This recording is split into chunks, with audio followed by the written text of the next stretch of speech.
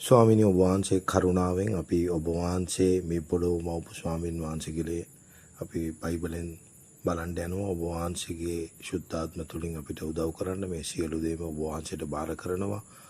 අපේ කැමත නෙමෙයි ඔබ වහන්සේ කැමත වෙයි කියන විශ්වාසයෙන් යේසුස් වහන්සේගේ නාමයෙන් ඉල්ලා සිටිනවා පියාණනි ආමේන්. දැන් විශේෂයෙන් මම පෞගිය කාලවල ඔයගොල්ලන්ට පැහැදිලි ලෙස බයිබලෙන් පෙන්눔 කරා පියාණන්ට තියෙන සියලු සුදුසුකමම යේසුස් වහන්සේටත් තියෙන බව. හැබැයි එක සහෝදරී කමෙන්ට් එකේ ප්‍රශ්නයක් කාලා තිබුණා. යේසුස් වහන්සේට අපි දෙවියන් වහන්සේ කියලා ආමන්ත්‍රණය කරන්න පුළුවන්ද කියලා. මේක බරපතල කාරණයක්. දැන් සමහරව හිතනවා යේසුස් වහන්සේට අපි දෙවියන් වහන්සේ කියලා ආමන්ත්‍රණ කරන්න පුළුවන්ද කියලා පොඩි සැකයක් ඒගොල්ලන්ට මතුවලා තියෙනවා. දැන් මම බයිබලෙන් ඕගොල්ලන්ට එකින් එක ඔප්පු කරගෙන යන්න යනවා.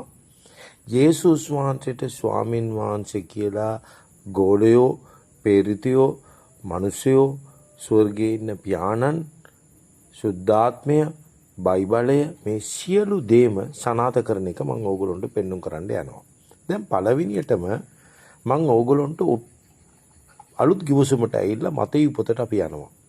අපි පොත ඇරි ඇටියම පළවෙනි පරිච්ඡේදي 23 වෙනි පදයේ කියනවා යේසුස් වහන්සේට ඉමැනුවෙල් කියලා නම තබන්න කියලා. දැන් මේක ඕගොල්ලෝ බැලුවොත් ඒසාය 7:14 ඒ කියන්නේ පළන ගිවසුමේ තිබිච්ච අනාවකිය. එතකොට 23 පැහැදිලි කරනවා මතේ 1:23 ඒ නාමයේ අර්ථය නම් දෙවියන් වහන්සේ අපි සමග. එතකොට ඉතා පැහැදිලි යේසුස් වහන්සේ කියන්නේ දෙවියන් වහන්සේ අපි සමග කියලා තමයි මේ අලුත් කිවසුම ආරම්භ කරන්නේ. දැන් ඊට පස්සේ අපි පරණ කිවසුමට යනවා. ඒසාය පොතටම තමයි අපි යන්නේ.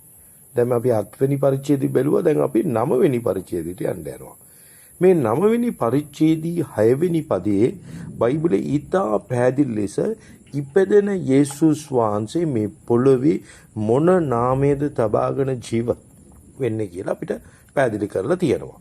ඒකේ කියනවා මේකේ ඊටා පැහැදිලි පරාක්‍රමත් දෙවියන් වහන්සේ කියලා කියනවා.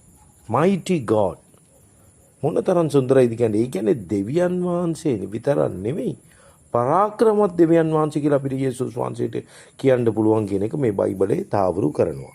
ඊට පස්සේ අපි යනවා අලුත් කිවසුමේ කොහොමද අපේ මතේයු පළවෙනි පරිච්ඡේදයේ වගේ යොහාන් පළවෙනි පරිච්ඡේදයේ පළවෙනි පදේ අපි කියවද්දි බයිබලයේ ඊටා පැහැදිලි ලෙස අපිට තාවුරු කරනවා පළවෙනි පදය ආරම්භේ වාක්‍යානු සිටිසේක. ඒ වාක්‍යානු දෙවියන් වහන්සේ සමග සිටිසේක. වාක්‍යානු දෙවියන් වහන්සේව සිටිසේක කියලා. ඒ කියන්නේ යොහාන් පළවෙනි පරිච්ඡේදයේ ආරම්භම යොහාන් පාවිච්චි කරන්නේ යේසුස් වහන්සේ දෙවියන් වහන්සේ බව. මොනතරම් ඊටා පැහැදිලි පදයක්ද කියලා ඕගොල්ලෝ කල්පනා කරන්න.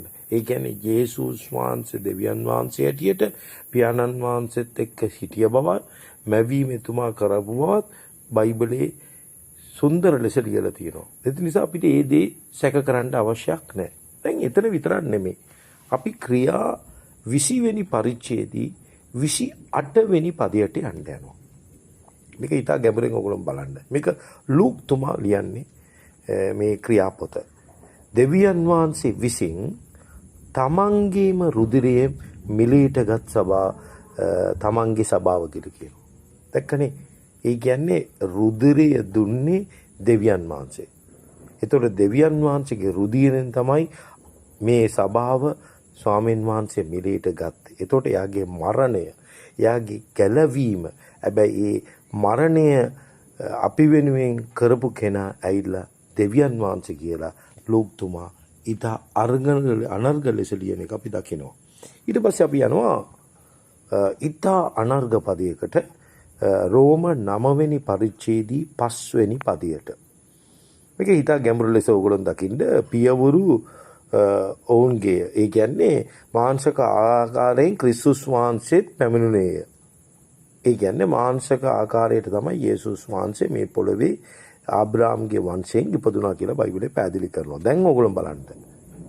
උන්වහන්සේ සියල්ලට උතුම් වූ උන්වහන්සේ සියල්ලට උතුම් වූ සදාකාල ආශීර්වාදලත් දෙවියන් වහන්සේ. මොන තරම් සුන්දරයිද. ආමේන් කියනවා.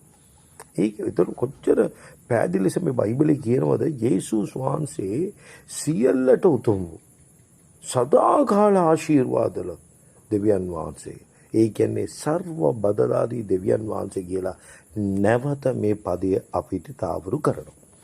දැන් අපි යනවා පිලිප්පි දෙවැනි පරිච්ඡේදයේ 6 වෙනි පදයට. මේක හරි ගැඹුරෙන් බලන්න ඕන කාරණාවක්. උන්වහන්සේ දෙවියන් වහන්සේ රූපාකාරව දරණසේක. ඒ කියන්නේ දෙවියන් වහන්සේගේ රූපයම තමයි යේසුස් වහන්සේට තිබුණේ. ආයක කිසි වෙනසක් නැහැ. ඔයගොල්ලන්ට ඕන හේබ්‍රව පළවෙනි පරිච්ඡේදයේ 3 වෙනි පදයට කියවන්න. එතන ඊටා පැහැදිලි පියාණන්ගේ යේසුස් වහන්සේගේ දෙගොල්ලන්ගේ රූපේ එකක්. දැන් එතනින් අතරින්නේ නැහැ. දෙවියන් වහන්සේට සමානව සිටීම තමන් විසින් අල්ලාගත් සිටින යුතු වස්තුවක් නොසිතා. ඒ කියන්නේ දෙවියන් වහන්සේට සමානව සිටීම. දෙවිනියට සිටීම නෙමෙයි. නැත්නම් දෙවියන් වහන්සේට පස්සේ සිටීම නෙමෙයි. සමානව සිටීම. ඒක තමන්ගේ විසින් අල්ලාගත් සිටින යුතු වස්තුවක් කියලා නොසිතා. ඒ කියන්නේ යේසුස් වහන්සේ සමානව ඉන්න එක තමන් අල්ලාගත්ත දෙයක් කියලා හිතුවලු. ඒ කියන්නේ තමන්ට ඒක අයිති දෙයක්. මොන තරම් ගැඹුරෙන් මේ බයිබලයේ නැවත අපිට තාවුරු කරනවද යේසුස් වහන්සේ දෙවියන් වහන්සේ කියලා. දැන් අපි යනවා ඊටා තව ගැඹුරු පදයකට. මේක තමයි ගොඩාක් කිතුනුවෝ පැහැදිලි කරන්න දෙන්නේ නැතුව දඟලන කාරණාවක්. දැන් අපි හැමෝම දන්නවා යේසුස් වහන්සේ 100%ක් මිනිසෙක්. ඒ වගේම 100%ක් දෙවියන් වහන්සේට මේ පොළවේ ජීවත් වුණා කියලා. දැන් මේක කොහොමද අපි බයිබලෙන් ඔප්පු කරන්නේ? මේක හොඳට තේරුම් ගන්න. එක අනර්ග පදයක් බයිබලයේ තියෙනවා. මේක තමයි අපිට අලුත් ගෝස්මේ දකින්න පුළුවන් 100%ක් අපිට යේසුස් වහන්සේ ඔප්පු කරන්න පුළුවන් පදයක්. එතකොට ඒක තමයි කොලෝසි දෙවැනි පරිච්ඡේදයේ 9 වෙනි පදයේ සඳහන් කරලා තියෙනවා. ඔයගොල්ලෝ හොඳට කියවන්න ඒක. මක් නිසාද උන්වහන්සේ තුල, ඒ කියන්නේ යේසුස් වහන්සේ තුල, මනුෂ්‍යාකාරව ආපු යේසුස් වහන්සේ තුල දේවත්වයේ සියලු සම්පූර්ණකමම ශරීරාකාරයෙන් වාසය කරනසේක. ඒ කියන්නේ දේවත්වයේ සියලු සම්පූර්ණකම. ඒ කියන්නේ දෙවියන්ට තියෙන සියලු දේම යේසුස් වහන්සේට පොළොවේ මනුෂ්‍යාකාරව තිබුණා කියලා බයිබලයේ පැහැදිලි කරනවා. ඒ කියන්නේ පියාණන් ඇවිල්ලා සදාකාල නම් යේසුස් වහන්සේ සදාකාල. පියාණන් ඇවිල්ලා ਸਰව බලධාරී නම් යේසුස් වහන්සේ ਸਰව බලධාරී. ඒ පියාණන්ට ආරම්භයක් නැත්නම් යේසුස් වහන්සේට ආරම්භයක් නැහැ. ඒතුළු මේ තරම් ලස්සන්ට බයිබලයේ තාවුරු කරනවා යේසුස් වහන්සේ තුල සම්පූර්ණ ඒකම සියලු සම්පූර්ණකමම තිබුණා කියලා. දැන් ඊළඟ අපි යනවා ඊළඟ කාරණාවට පළවෙනි තීමෝති 3 වෙනි පරිච්ඡේදයේ 16 වෙනි පදයට. මේක තමයි ඔයගොල්ලෝ හිතා ගැඹුරෙන් බලන්න ඕනේ. ඒ කියන්නේ මේ පැහැදිලි කරන මේ පදේ දෙවියන් වහන්සේගේ රහස ඊටාම ගැඹුරු රහසක් කියලා. අපිට ඒක හොඳට තේරුම් ගන්න. මේක හිතා ගන්නවත් බැරි ගැඹුරු රහසක් කියලා බයිබලයේ තාවුරු කරනවා. මොනෝද ඒ රහස? 1 තීමෝති 3:16 කියනවා දෙවියන් වහන්සේ මාංශකව මේ පොළොවට ආවා කියලා. ඒ කියන්නේ යේසුස් වහන්සේ මාංශව මේ පොළොවට එන එක බයිබලයේ අනුව රහසක්. මේක තමයි අපි තේරුම් ගන්න ඕනේ ඉතා ගැඹුරු කාරණාව. මේක අපිට හරි විශිෂ්ට කාරණාවක්. ඒතර බයිබලයේ තේරුම් කරනවා මේ පොළොවට ආපු යේසුස් වහන්සේ ඇවිල්ලා දෙවියන් වහන්සේ බව. ඊළඟ අපි දකිනවා හේබ්‍රු පළවෙනි පරිච්ඡේදයේ 8 වෙනි පදය. සියලු පොළොවේ ඉන්න සැකකරුන්ටම මේ පදය දැක්ක ඇටියම තේරුම් ගන්න ඕන එක කාරණාවක් තියෙනවා. ඒක වෙන මොකුත් නෙමෙයි. පියාණන් වහන්සේම තමන්ගේ පුත්‍රයව බලලා කියනවා දෙවියනි කියලා. හේබ්‍රෝ 1:8 කුමාරයව බලලා පියාණන් කියනවා දෙවියනි කියලා. මොනතරම් සුන්දරයිද කියලා ඔයගොල්ලෝ කල්පනා කරලා බලන්න. එතකොට මේ පදය ගීතාවලිය 45 6 වෙනි පදයේ සඳහන් කරලා තියෙනවා. ඒක මේක අලුත් ගිවිසුමේ ලියන කාරණාවක් නොවේ. එතකොට පියාණන්ව කුමාරයව බලලා දෙවියන් කියලා කියනවා. මේක මොන තරම් සුන්දරයිද කියලා බලන්න. ඊට පස්සේ අපි යනවා තීර්තස් දෙවනි පරිච්ඡේදයේ 13 වෙනි පදයට. මේක හිතා ගැඹුරු ලෙස ඕගොල්ලන් දකින්න. මේකේ බයිබලයේ පැහැදිලි කරනවා බලව දෙවියන් වහන්සේ කියලා. ඒ කියන්නේ අපේ ගැලංකාර වූ අපේ දෙවියු ගැලංකාර වූ ඒ විතරක් නෙමෙයි. ඒ කියන්නේ අපේ දෙවු ගැලවුම්කාර වූ අපේ බලවත් දෙවියන් වහන්සේ කියලා කියනවා. Great God කියලා කියනවා. එතකොට යේසුස් වහන්සේ දෙවියන් විතරක් නෙමෙයි බලවත් දෙවියන් වහන්සේ කියන එක අපිට පැහැදිලි වෙනවා. ඊළඟ අපි යනවා 2 පේත්‍රස් පළවෙනි පරිච්ඡේදයේ පළවෙනි පදයට. එතනත් කියනවා අපේ දෙවියන් වූ අපේ ගැලවුම්කාර වූ යේසුස් වහන්සේ කියලා. ඊට අපි අන්තිමට යනවා 1 යොහන් 5:20. මේක හිතා පැහැදිලි. මේක තේරුම් ගන්න ඕගොල්ලෝ. එතන පැහැදිලි කරනවා කුමාරයා ගැන. ඊට පස්සේ අන්තිම කෑල්ලේ ලියනවා ඒ යේසුස් ක්‍රිස්තුස් තුල අපි සිටිමු. සැබෑ වූ දෙවියන් වහන්සේද සදාකාල වූ ජීවණයද. ඒ කියන්නේ යේසුස් වහන්සේ දෙවියන් විතරක් නෙමෙයි සැබෑ වූ දෙවියන් කියලායි. ඒ සැබෑ වූ දෙවියන් විතරක් නෙමෙයි එයා තුල තමයි අපිට සදාකාල ජීවණය තියෙන කියන එකත් බයිබලයේ තාවරු කරනවා.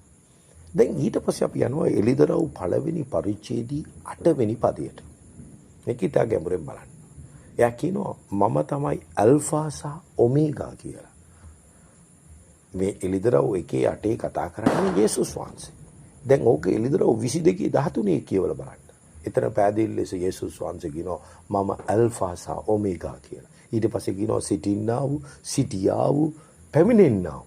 ඒ කියන්නේ ස්වර්ගයේ ඉඳලා මේ පොළොවට ඇවිල්ලා දැන් නැවතත් එන්න යන ස්වාමීන් වහන්සේ කියනවා මම ਸਰව බලධාරී දෙවියන් කියලා. එතකොට යේසුස් වහන්සේ පරාක්‍රම දෙවියන් විතරක් නෙමෙයි අපිට බලන විදිය බයිබලයේ තාවුරු කරනවා සැබෑ දෙවියන් විතරක් නෙමෙයි ਸਰව බලධාරී දෙවියන් කියලා එකටත් අපිට පැහැදිලි වෙනවා. ඊළඟට අන්තිමට ඔයගොල්ලන්ට කියන්න කැමති අපි තෝමව ගත්තොත් තෝමට ලොකු සැකයක් මතු වුණා යේසුස් වහන්සේ ගැන. එතකොට එයා ගෝලුන්ගේ අතරේ එයා ඊට දැඩි තීරණයක් ගත්තා. අදත් බෞතර කිතුණු ওই තීරණය අරන් ඉවරයි. බයිබලයේ කියවලා සුද්ධාත්මේ මඟ පෙන්වීම අත්දකලා දෙවියන් වහන්සේට ධන ගසලා යාඥා කරලා හැබැයි අන්තිම මොහොතේ යක්ෂයාගේ සූක්ෂම ක්‍රමවලට මේගොල්ලෝ අවුෙච්ච නිසා අද යෝබ් වගේ මේගොල්ලෝ සැක කරමින් කියනවා ඔබ කවුද කියලා. එතකොට යේසුස් වහන්සේ මේක ඔයගොල්ලෝ 25 ඉඳලා කියවන්න පුළුවන් යොහාන් 20 වෙනි පරිච්ඡේදයේ. හැබැයි 28 වෙනි පදයේ යේසුස් වහන්සේ පැහැදිලිව කියනවා තෝමට එයාව පෙන්නනවා. පෙන්වු ඇටීම තෝම මොනවද කරන්නේ? 28 වෙනි පදයේ කියනවා මාගේ ස්වාමීනි මාගේ දෙවියනි කියලා.